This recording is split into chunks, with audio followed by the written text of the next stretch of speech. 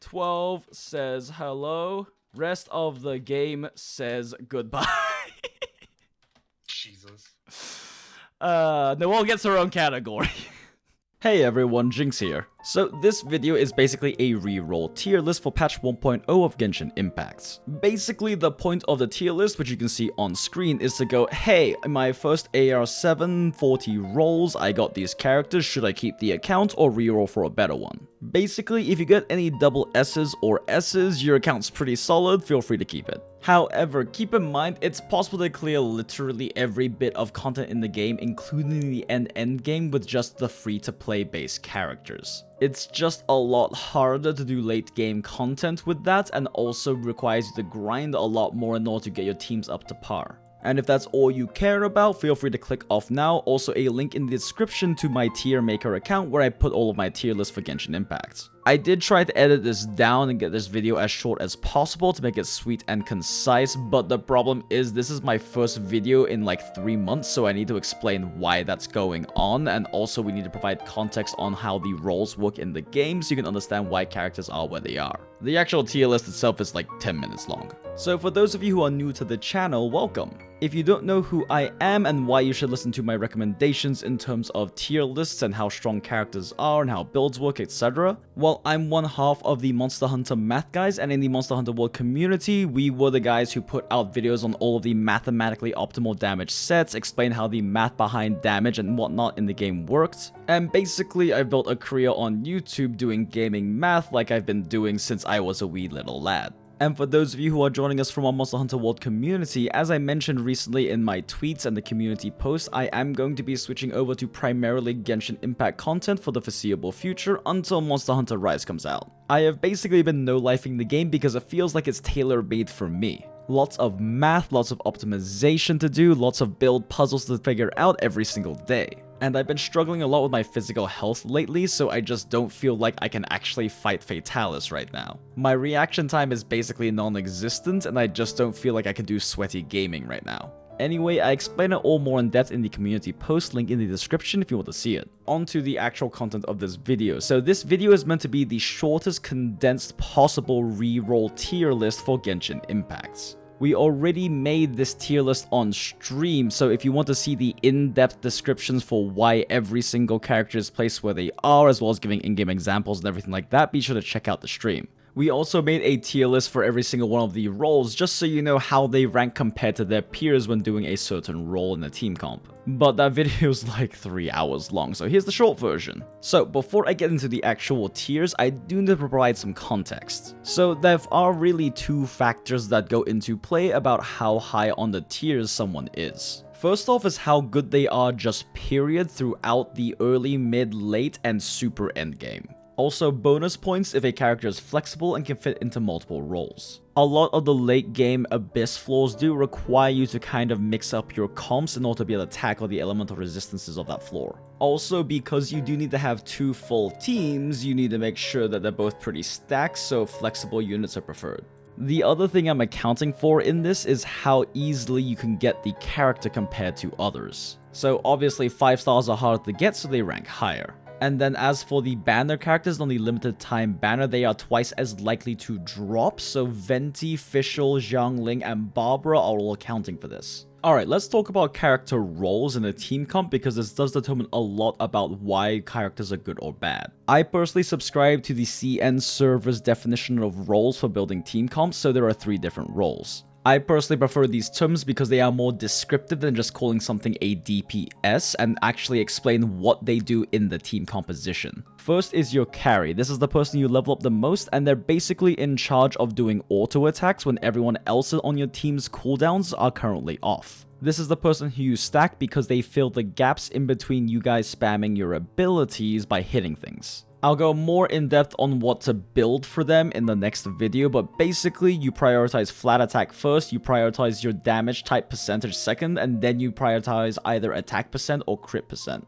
A lot of people call this your main DPS, however I prefer the term carry because basically everyone on your team is supposed to be doing DPS and it's kind of a confusing term. Secondly, we have the sub-carry role. The sub-carry is generally the second highest level character on your team but doesn't necessarily have the highest level gear. The sub-carry's job is to be the complementing element to your main carry to produce the reactions you want for the team comp. So for example, if you have a fire carry, you run an electro sub-carry to produce overload, which makes explosions that do amazing DPS. Now, for the most part, these reactions do not scale with attack, they only scale with your character's levels as well as your elemental mastery stats. For this reason, you don't really need attack, you just need elemental mastery and levels on your sub-carries. The last role is support, which are the last 2 slots in your team. Generally speaking, you want one of your supports to be the same elemental type as your carry because anytime they generate energy, they generate extra energy for people in the team of the same elements. On top of that, you also unlock elemental resonances for your team, which are little party bonuses based on having 2 of the same element in the team comp. You generally also want to run a healer in your team. You have to run a healer if you're doing the endgame content because you can't heal with items during the abyss floors. Otherwise, supports kind of fill in the gaps and complement your team comp. That's pretty much the shortest I can possibly make role descriptions. I will be doing a video about how to make team compositions and the basic concepts and go more in depth in that future video. Also, in adventuring, I generally run 2 carries instead of a second support because when you're adventuring, you don't really need optimal damage, but having 2 element types for your carries makes it a lot easier to deal with all the random enemies you meet. Hence why I'm running both Daeluc and Keijing in the background footage. Okay, let's go through the tiers. So for double S tier, these are the absolute best characters in the game for their roles. Daeluc and Keijing are the absolute best carries in the game for fire and electro respectively throughout the entire game. They do the lots of damages. Daeluc is primarily ahead of Keijing because the final most difficult piece of content in the game, Abyss Floor 12, has extra damage for Pyro, putting him ahead. However, all Pyro reactions deal Pyro damage, meaning he can't do anything against Pyro-resistant floors, while Keijing can flex into different elemental reaction types. However, Daeluc is just the biggest damage dealer in the game currently. However, they're both comparable in power and also incredibly fun to play as a carry, so definitely keep accounts with either of these on them. Also, just side note, Keijing is really nice for exploring because she has a teleport on a 7-second cooldown. This saves you a lot of climbing time as well as lets you skip a lot of puzzles. Next up, we have Venti, Fischl, and Qiqi, who are all respectively basically the best in slot for their support category. Venti is currently the banner character, meaning he is twice as easy to roll if you roll on the Venti banner compared to any other 5-star. And if you roll a 5-star on the banner that is not Venti, you are guaranteed to get Venti on your second 5-star roll, at least on the Venti banner. Him being much easier to get than the other 5-stars should put him lower, but he's just the most broken piece of shit in the game. He's completely brain dead to play, fits into every single comp, he doesn't even have to be on the field to be having really high effect, and he has the best crowd control in the game, and he's the best wind character in the game. In late game, the wind element in Nemo does get an artifact set that makes the Anemo not only do a crap load of damage, it shreds elemental resistances, making them pretty much mandatory in late game comps. He is the best Anemo character and is the best support and is just kind of busted. He also has mobility in the form of updrafting you around when you're adventuring around, so next to Keijing, he's the only other mobility character in the game.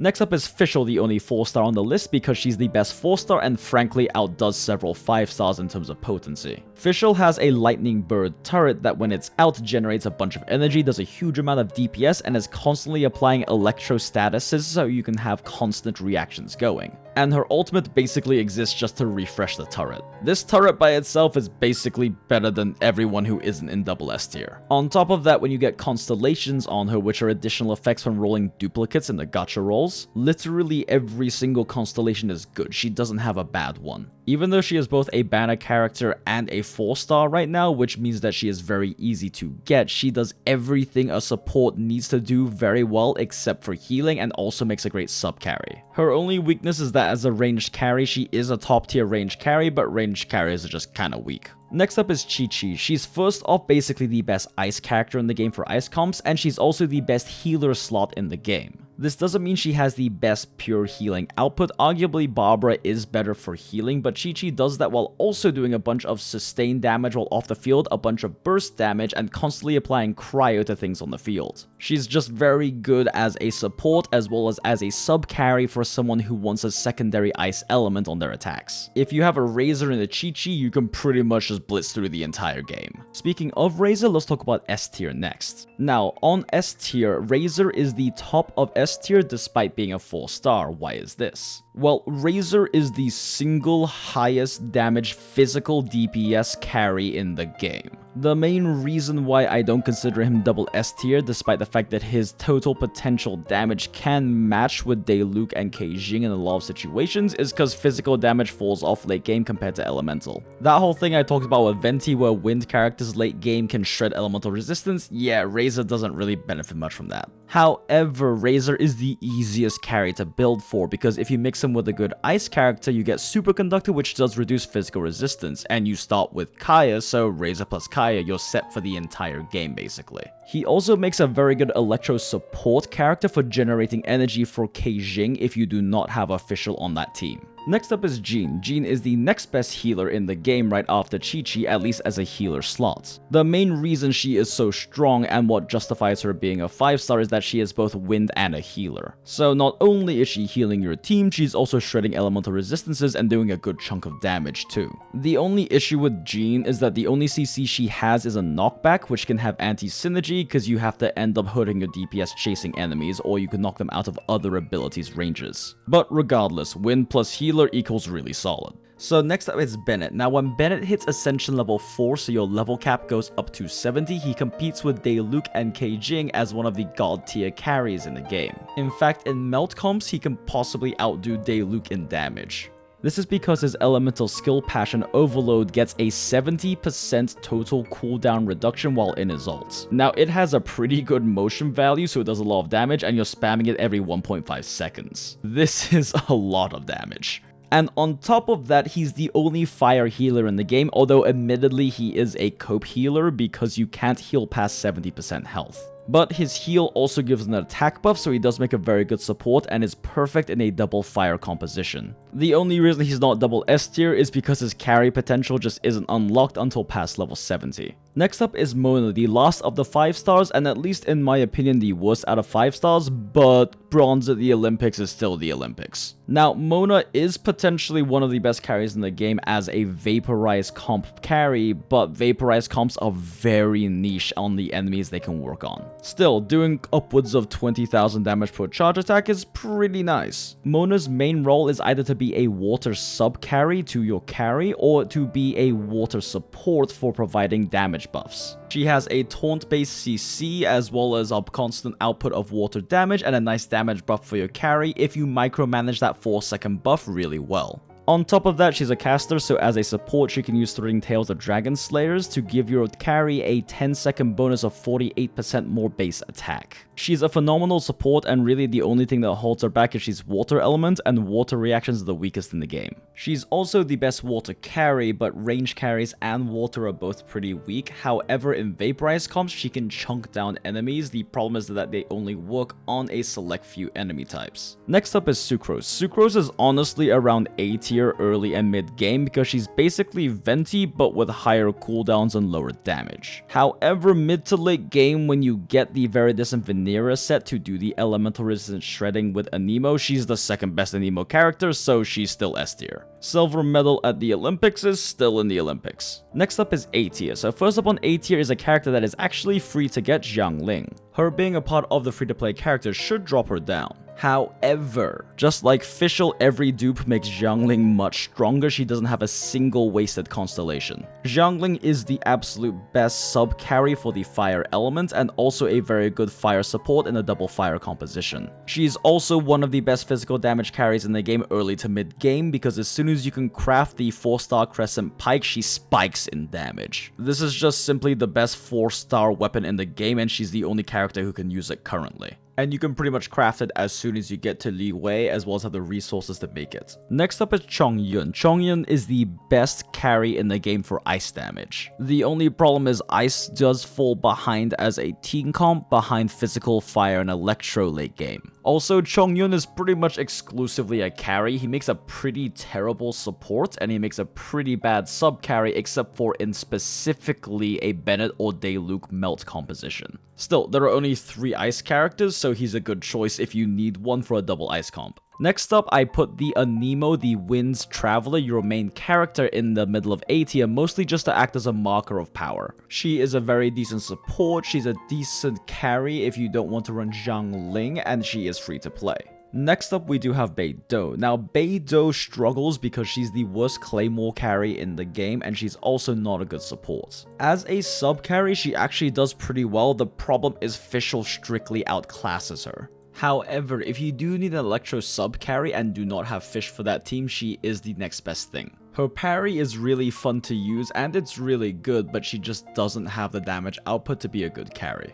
Finally, we have Ning in the A tier at the bottom, and she is my favorite character to play, but she just does not compete late game. The only really thing she can do late game competitively is be part of a Noelle battery comp where you run 3 Geo characters. Her actual damage as a carry while doing DPS is very good, but because she is Geo, instead of generating damaging elemental reactions, she generates shields. This just means that she cannot compete with the other carry slots late game. But because she does generate a lot of shields, if you want to run a shield support instead of a healing support, she is the best option. Finally, we have B tier. So in B tier, the Geo MC is there because unless you're running a Noelle battery comp, he's very lackluster compared to the Wind one. Geo is just the worst element in the game unless you're running a Noelle carry comp. Finally, at the bottom of B tier, we do have Xingqiu. Xingqiu is just lackluster. He's not a good carry. He is the only really good sub carry for water other than Mona. He has really long cooldowns and does not make a very good support. And on top of that, he is water, and water is just the worst elemental reaction element in the game. However, he is one of the only 3 water characters in the game currently, so if you are planning on using a water elemental reaction team like a freeze composition for Chongyun, he still has a place. But if you don't roll him and Chongyun, I would honestly reroll the account because it's not very stacks. Finally, we have the rest of the free characters that are not Xiangling, so Noelle, Barbara, Kaya, Lisa, as well as Amber. All of these actually are good except for Amber, however, you don't need constellations on any of them. So anytime you roll any of them, you would be better off rolling basically any other character. The only exception to that is Noelle actually has fantastic constellations, but she only works in a very specific Noelle battery comp. If you are not aiming to play that, just ditch Noelle constellations. And that's about it. I did try to edit this down to only the core information and keep it as short and sweet as possible. But I also hate missing really important information, so I tried to cut each character's description down to 30 seconds and it didn't always work. Anyway, regardless, thank you so much for watching the video. I do have a lot more Genshin Impact content out on the way. If you have any friends who are interested in seeing a tier list on re-rolling for Genshin Impact, be sure to share the video with them, and also like the video and leave a comment if you enjoyed it. This is my first Genshin Impact video and a kind of new direction for the channel, so any constructive criticism I would very much appreciate. We do also have our Discord server, the Mathlos Nest. If you want to come chat with me, ask some questions when I'm not on stream, be sure to come check it out, link in the description. And if you want regular updates on pretty much whatever I'm testing in Genshin, or just my thoughts on various things I'm doing in the game, be sure to check out my Twitter. And of course, none of this content would be possible without the generosity of our patrons. Thank you all so much for sticking with us through the 3 months hiatus while I was getting my shit together. And as this is not only the first video of the month, but also the first video of several months, time for full Patreon call-out time. So a huge thank you to Yoshi Cho, David Sternberg, Laydell Wilson, Birdlord, Sinful by Nature, Warren Kios, Aaron Fakar, Colby Alexander, Tito Bobito, Starlord 1845, Lunar Lee 0412, Dive 2 Worlds, Stormtag, Vorpal Prybar, Overheat, Sweet Daddy, Cody Taylor, Lord K2, Scott Dobros, Mally, Kumako, Papa Slatch, Alan O'Dom, Zimv, Jamie, Skylar Yang, Coro Diaz, Michael Schnobellin, Shy Asian Guy, Quan Ri, EPF, Tyrannus Umbra, Keaton Goforth, Double Heron, Backwards Jekyll, Ricketer Alfonso, Trent Treziok, Eric and Karen, HCCS, Ubiquitine, 17 Dragon Boy, Vanilla Dude, Alcofizz, Sir Kite, Dr. Moose, Cadavra, Nico Lebrun, Lithaboli, Zemrud, Jingran Wang, Paul1748, and Captain Redbeard. Thank you all so much for sticking with us, especially since I wasn't really able to make content for so many months. It really means so much that you're still willing to support us like you do. Alright, that's all we have for the video. Thank you so much. I have plenty more Genshin Impact content on the way. If you enjoyed the content and you would like to see that new content as soon as it comes out, be sure to hit the subscribe button and the notification bell, because if you don't hit the notification bell, then YouTube doesn't let you know when all of the videos come out. It also lets you know when I'm streaming, which I only really do semi-regularly because I don't really have a schedule yet. Happy waifu hunting, whalers. We'll see you in the next video. Bye!